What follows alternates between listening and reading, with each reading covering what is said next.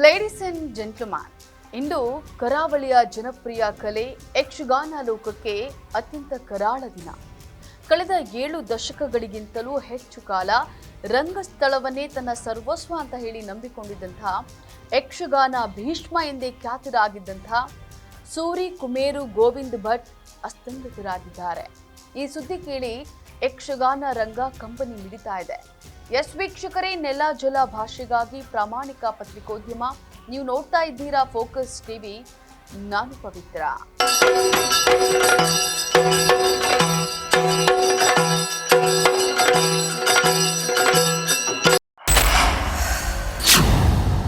ಇವರು 1940 ಮಾರ್ಚ್ 22ರಂದು ಬಂಟ್ವಾಳದ ಕೋಡ ಪದವಿನ ಕಡು ಬಡತನದ ಕುಟುಂಬದಲ್ಲಿ ಜನಿಸಿದ್ರು.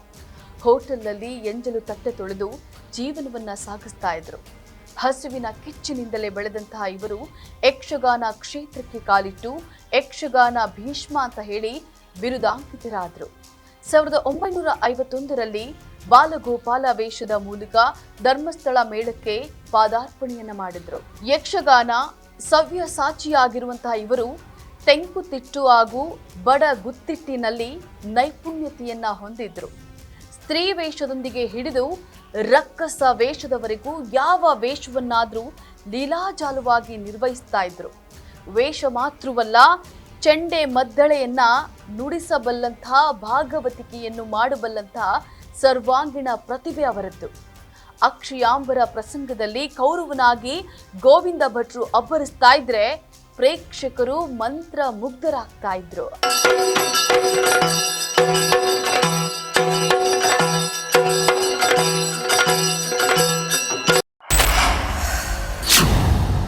ಇವರು ಕೇವಲ ಕಲಾವಿದರು ಮಾತ್ರವಲ್ಲ, ಸಂಶೋಧಕರೂ ಹೌದು.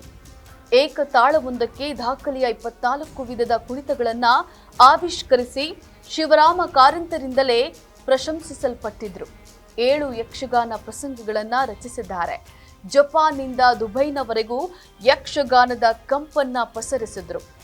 ಇವರು ತಮ್ಮ ಇಳಿ ವಯಸ್ಸಿನಲ್ಲೂ ಕೂಡ ರಂಗದ ಮೋಹವನ್ನ ಬಿಟ್ಟಿರಲಿಲ್ಲ.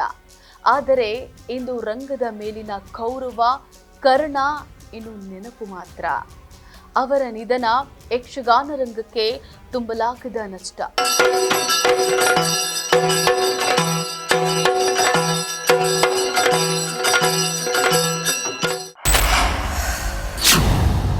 ಇದಾಗಿತ್ತು ಈ ಹೊತ್ತಿನ ವಿಶೇಷ. ನೆಲ ಜಲ ಭಾಷೆಗಾಗಿ ನೋಡ್ತಾ ಇರಿ ಫೋಕಸ್ ಟಿವಿ.